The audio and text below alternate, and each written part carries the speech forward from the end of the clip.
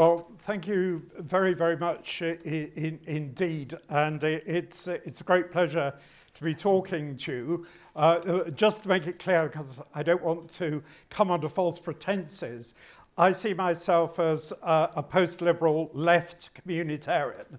I don't see myself as a populist, and I would make a big distinction between post-liberalism and populism in a way that I'll try to explain.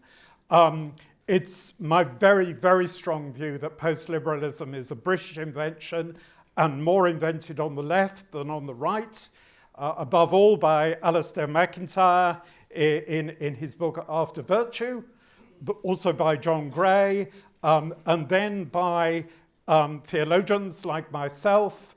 So our book, The Politics of Virtue, came out in 2016. That kind of story of the sort of theological inputs is going to be told by various books that are coming out on the continent. For various reasons, it tends to be ignored in Britain. After that, in many ways, post-liberalism was kind of stolen by the American Republicans, who, in my view, somewhat distorted it and took it in a more populist direction. I am certainly very, very close to Maurice Glasman and basically identified with Blue Labour, although I was not a Brexiteer, and that remains a difference. And I probably slightly more stress the need for the international dimension than he would. So if I could put this really succinctly, for me, the thing is not localism versus universalism. I'm very, very pro-local, but more that we've got the wrong kind of universalism. And in the end, we do have to all live together in one world, in a world that respects our localities, our nations, etc. But we also do need some universal human discourse. Otherwise, we drift back into the 1930s and it all ends horribly with war. So if I could just sort of frame what I'm about to say in that kind of way. Let me begin by saying that these are going to be very informal remarks, but can I begin by saying that I strongly agree with Frank Furedi that there is a crisis of discourse. The elites are talking in a way that nobody really relates to anymore. When I was younger, I wrote about Giambattista Vico, an 18th century Italian philosopher, and he talked about something called the barbarism of reflection. He said that if rationalism goes too far, it starts to talk nonsense. It's empty. It just talks abstractions. It becomes a series of abstract idols. And beyond that point, civilization starts to collapse, and the whole process of a kind of reversion to tribalism begins again. And I do think what we have now is a kind of barbarism of reflection. And why is that? It's because we've got ultra-liberalism. We no longer have any kind of embedded liberalism.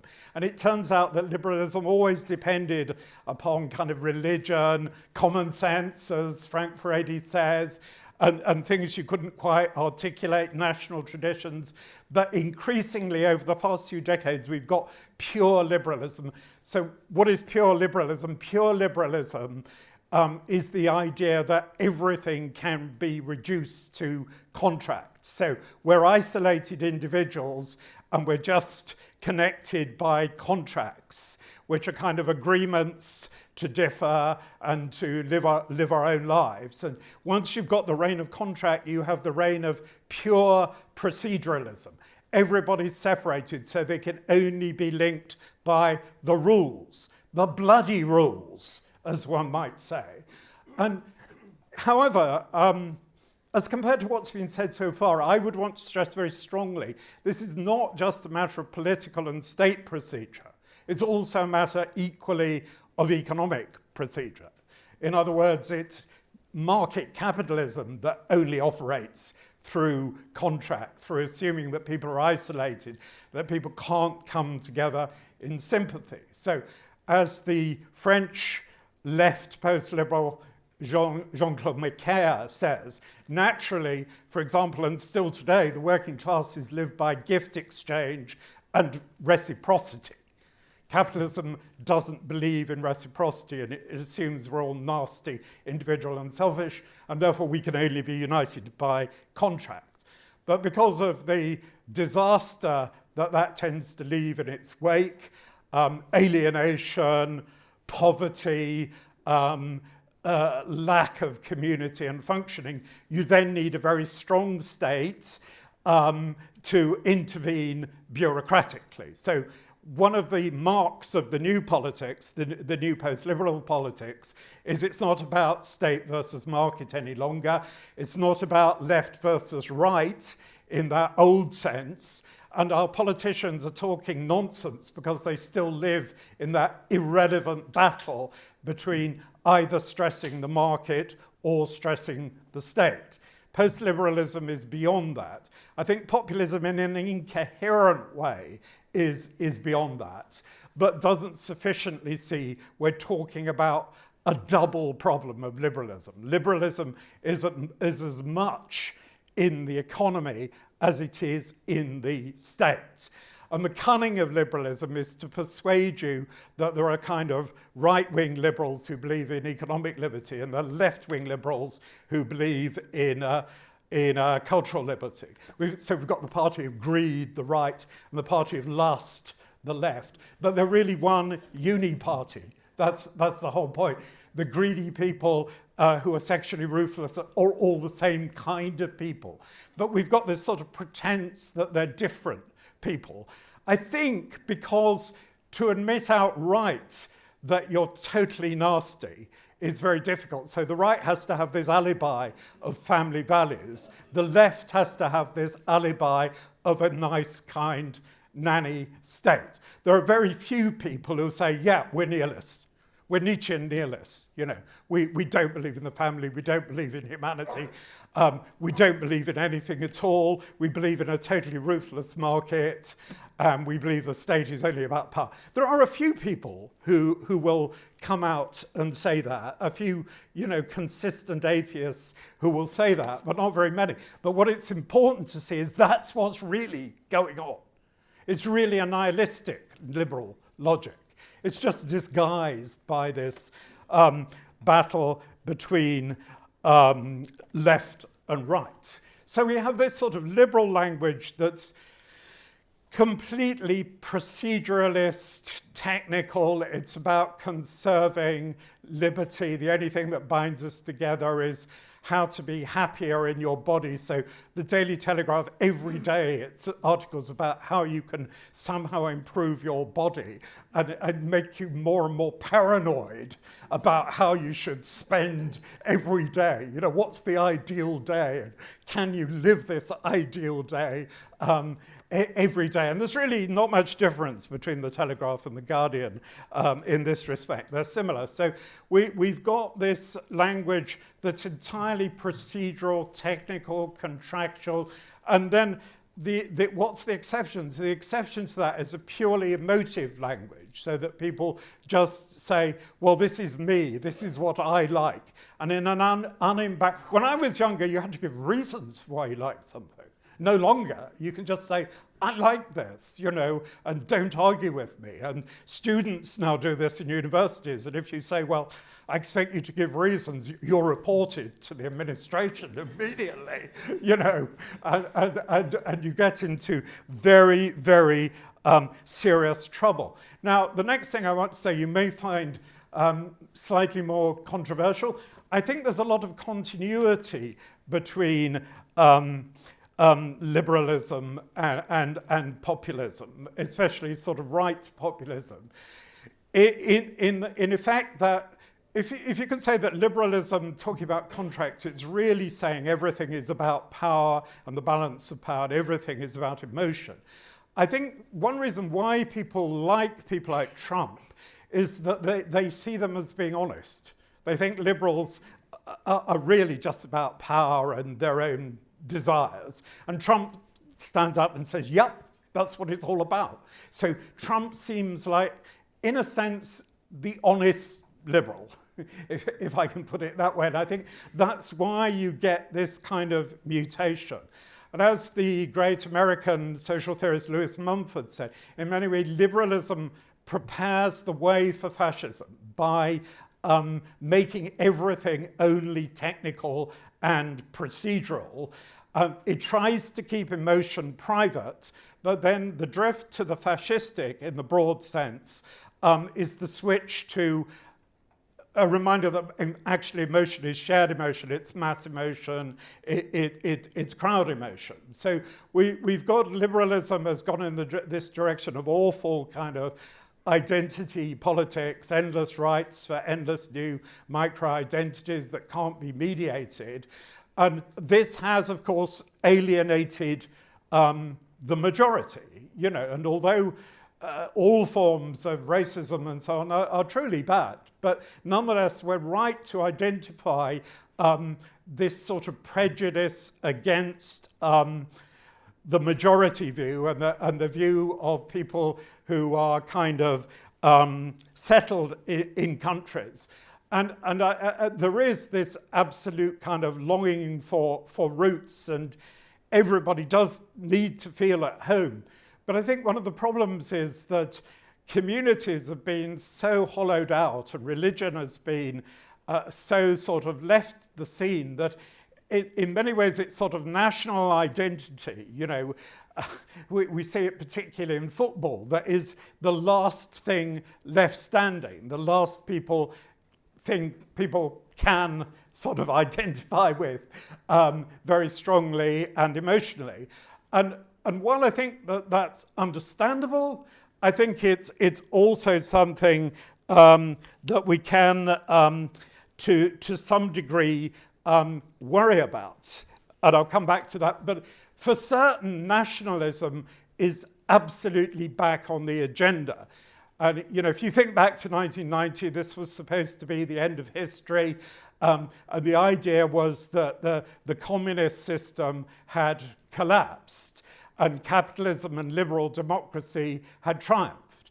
But nobody looked closely enough at what had happened in Russia. What happened in Russia is Soviet Union did not collapse because people thought capitalism was better. It collapsed because of nationalism. It collapsed because of Russian nationalism. That the Russians felt their identity was not recognized. So this emotional need in the middle of a kind of totally cold atheist country for identity is what undid Russia. And then today it has proceeded to undo liberalism as well, because it turns out we can now see more clearly, people like John Gray saw this, that liberalism is itself an ideological system. A system probably peculiar to the West that we can't export everywhere else. And far from communism being over, a kind of nationalist, communist, mixed economy, hybrid system in China is staggeringly successful and possibly poised to turn China into the supremely successful economy. So what is it that kind of birthed ultraliberalism as a dominant ideology? I think that already in the 1950s you had people campaigning for a pure market economy, people like Hayek, people who didn't like the democratic order and were hoping to have a sort of a free economy so dominant that you wouldn't, in a way, you would no longer need politics. And in many ways, genealogically, this was an alternative far-right agenda once Nazism and fascism had collapsed. But then you had the 1960s, with this kind of cultural liberalism, an absolutely massive switch in the nature of the left. It was no longer about working classes and working class solidarity, but suddenly it was totally narcissistic and middle class and hippie-ish and so on. And again, I recommend you read Jean-Claude Macaire, who grew up in this sort of communist household in one of the banlieues in 1950s Paris, and he talks about how they practiced gift exchange. They never needed to employ people to fix their flat, and it wasn't just communists, it was also Gaullists, it was also Catholics on the left. And he sees this, and this is interesting that this is sort of coming from the left, not just the right. He sees the 1950s in many ways as utopia. And so in 1968, when all his fellow people were celebrating the new narcissistic anarchism, he thought, this is a disaster. The genuine socialism of my past is over. And he has become, in France, very much a voice for this kind of conservative socialist solidarity, the mutualist tradition that's very, very much a sort of French version of Blue Labour. So then you had the 1980s, and I well remember from being at Oxford that the guys who were hanging out, taking heroin and so on, and saying, "Hi, man," one day, in a few months' time, they'd left Oxford, they were in the city, they were in suits, they were trading, they were keeping on doing drugs, but now they were making a hell of a lot of money. And this, I think, is very much the story of our times, this merging of cultural with economic liberalism. And that's what's given us the kind of ultra-liberal hegemony. And this is what sort of fails to express the feeling of most people, that most people are not necessarily wanting to climb the ladder. We've still got this obsession with equality of opportunity, but most people won't succeed. Most people want to live happier lives where they are, in the situation where they are, and they believe in, they're not really envious, they just want to live a decent life under common decency and to identify themselves in very local ways that they can't quite put into words. And this goes along with a kind of instinctual common sense feeling that no, prostitution isn't just like another profession, and no, actually it is men and women who get married, even if we should be tolerant of people not inclined that way. And there's something important about the natural family. And this actually goes along with a sense of collective values and not necessarily wanting to screw you. It's like, the old bicycle maintenance man in Nottinghamshire who probably had once worked in a factory. I remember getting my bike repaired and he didn't charge me very much. And I said, "Are you sure that's enough?" And he said, "I am not here to screw people over." And I thought, my God, the people in the City of London are there to screw people over. And so I think I want to kind of insist on those working class solidaristic values. You can call them socialist or not. And for me, the problem is not simply the bureaucratic state. It is that, but it is also the totally unlimited, unconstrained capitalist market. It's, it's things like totally non-unionized and increasingly exploited labour and so on. And I do think this is probably a division within populism. It can't quite agree on its economics, whether it's libertarian about that or whether it's more solidaristic. But I think if you look at the reaction to Trump's big, beautiful bill, it's really not very popular, that he's in danger of losing his popular support. And that's part of the story of why Steve Bannon is talking to Maurice Glasman. Bannon is certainly not so much on the side of this techno-futurism and extreme economic libertarianism and so on. So we've got this, we've got, if you like, this sort of recent story about the merging of the 60s and 80s. But I think there's a much, much more long-term story that we have to really kind of insist upon. And that is the end of Christendom story. That, when Christendom was divided, we had these appalling wars in early modern Europe. Wars of religion in the 16th and 17th century. And then that's how liberalism got invented, because people like Hobbes and Locke and Grotius said, look, we can't agree about any fundamental values, so how do we nonetheless have order? So then that's when you start to try to base everything on contract. You say, okay, we can't agree about substantive values, but we can agree to abide by contracts. And ultimately, they're going to be reinforced by the absolute sovereign power of the state, which will monopolize all sovereignty. Now, my thesis, and Adrian Papst and I tried to set it out in our book, is that this was never really realistic, that in reality, there was never, until maybe our day, there was never a pure liberal order.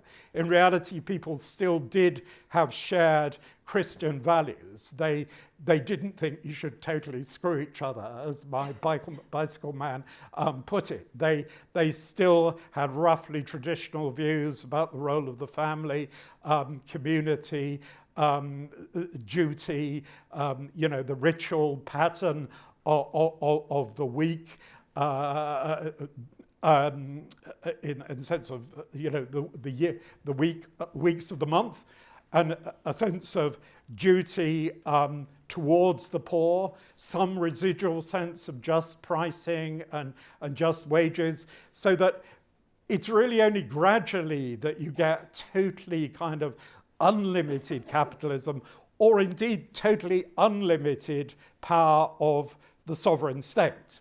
There still remained many more intermediary institutions and groups. But one of the things about the French Revolution was that it thought it could abolish the primacy of groups apart from the states. So we get this ultra-liberal politics of a direct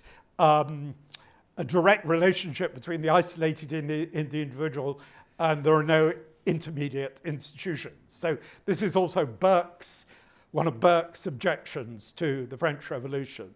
And the other objection made by both Burke and de Maistre is the ending of estates. So you might say that naturally, in any society, the people of religious or metaphysical vision are kind of guiding things, like shamans. And then you've got people who are ruling and protecting. You've got the military political class. Then you've got the vast class of workers and a sort of intermediary class of merchants. We can see this in its most extreme form, of course, in the Indian caste system. But you can argue that you can't really abolish that natural order. So this is the conservative part, if you like, of my argument. I want a politics where we can agree with both Joseph de Maistre and Karl Marx. This is the new politics that we need. So the conservative part is you can't abolish hierarchy. There's always hierarchy. But the problem is bad elites.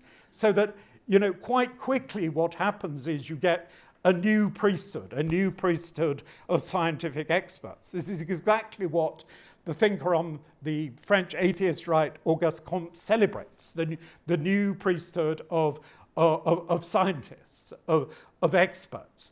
And the problem is this is an essentially cold technocratic elite that doesn't believe in wisdom. It doesn't believe in the traditional virtues, the kind of thing that Alasdair MacIntyre talks about.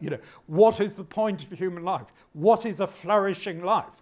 A flourishing life is something like where we try to be contemplative, creative, participatory in our communities, and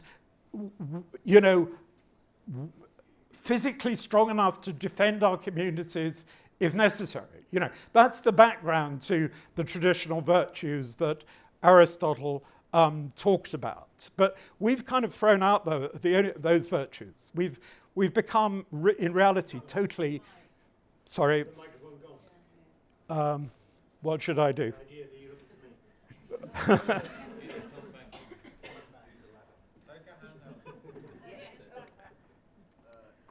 Okay, sorry about that. In reality, we haven't just changed our morality, we've become amoral. That if we're only talking about utility and becoming freer and freer, this isn't morality. This is MacIntyre's original point, that any real morality is teleological, that we are aiming to be virtuous and flourishing. And in many ways that stands at the core of something like a new post-liberal mode of politics. Now, I think that what's happened in modern times in the last 2 centuries is really a quite consistent kind of pattern. The reaction against this liberal dominant technocracy has tended to be nationalistic, and that's, as I say, because of the decline of religion and the decline of any other kind of universal human language. So that with the end of Christendom, what you got was in the end, in a sense, the end of a binding Christian civilization. So in the whole of history, what you have tribal ethnic formations, and then they're brought together by a combination of religion and empire. And I think that combination is a jolly good thing, controversially, because it's precisely that combination that allows there to be local differences and variations, but nonetheless some sense of common unity, some sense of a bigger identity. I think the reason we find globalized identities cold is because they are so kind of secular and empty, whereas what the big religions do, the big sort of global religions, they tend to allow you to have a sort of thick, warm identity, beyond simply your locality. And in addition to that, because they're focused on the transcendent kind of outplays this alternative of should we be immanently, abstractly universal on the one hand, or very locally particular on the other hand. So my controversial suggestion is that you can only really be post-liberal by being post-secular. In other words, we have to recover our civilization, not just our national identity. There is no British identity, serious one, outside the legacy of Christianity, which is the legacy of the Bible, ancient Greece and Rome. It's a hollowed out identity without that. It's just about beer and football or something like that. And that is the problem often, I think, about populism. Or it's one of the problems about populism. So that the reaction against liberalism ever since the 19th century has tended to be nationalism, which then is a kind of fusion of residual tribalism with the very liberal idea of an absolutely sovereign nation state. So it's very important to stress that this idea of the lone absolute sovereign idea is inherently liberal. It's invented by liberals. Prior to that, you had a much more pluralistic international sense that sovereignty should be dispersed within a nation and shared across nations as well, a much more diffuse attitude. But in a sense, nationalism is a kind of semi-diabolical fusion of tribalism on the one hand with the kind of liberal worship of the state on the other hand. I think that's part of our problem that nobody is wanting to identify. And eventually in the 1930s, this led to really, really terrible wars. It was not imperialism that led to those wars. It was nationalism, in my very, very firm understanding. But also, it came at the point where Woodrow Wilson sort of deliberately almost dismantled all the European overseas empires. So you had this kind of standoff between liberalism, already this extreme global liberalism on the one hand, and an assertion of nationalism on the other, which one can understand because people need homes, they need thick identities, they need the symbolic. But the problem then is of a tension between an abstract universal on the one hand and a kind of nationalistic identity that inevitably is going to turn towards the atavistic on the other. Now, during the 30s, there were intelligent people, not all of them Christians, but many of them Christians, people like Simone Weil, Emmanuel Mounier, Jacques Maritain, who identified precisely this and therefore tried to kind of think outside the box. You know, how do we avoid both liberalism and fascism? And in many ways, the American New Deal and the 1945 settlements were not simply liberal democratic settlements. They were aware, for example, of the danger of eugenics. They were aware of the danger that democracy itself could lead to nationalism. And they tried to, that's partly why you got the birth of the EU. And it's for that reason that they insisted not just on human rights, but on human dignity. It's also for that reason that they started to recognize certain, rights to welfare.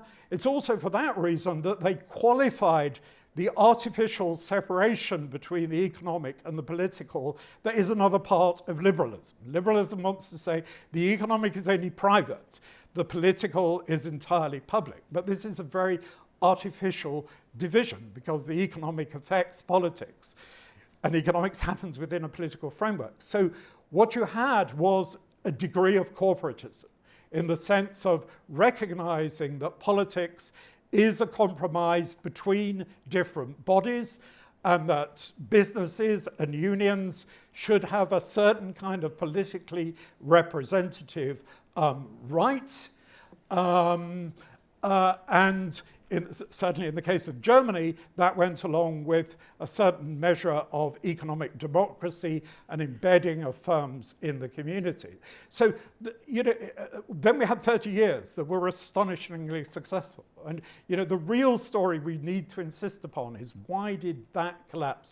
Why did you then get a triumph of this ultra-liberal ideology allied to cultural liberalism? And in part, it's a story of secularization, and in part, it's the problem that the 1945 settlement never went far enough in a kind of communitarian, cooperativist, corporatist direction. It didn't fully understand that this is what historians are now calling the last Christian settlement. All of that was not sufficiently well understood.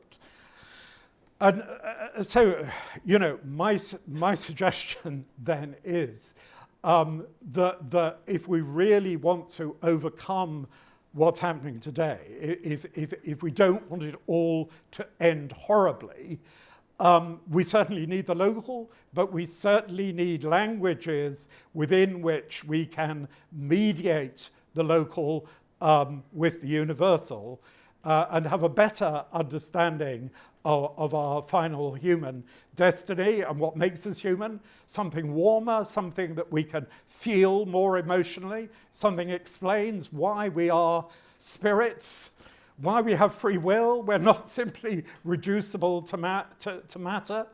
So that ultimately the crisis of liberalism is a crisis of the secular. That we're stuck either between this empty universal discourse of rights and technocracy or a kind of substitute for religion, which is national populism, and which, I'm going to say it very clearly, it's not obvious to me that it doesn't go in a fascistic direction.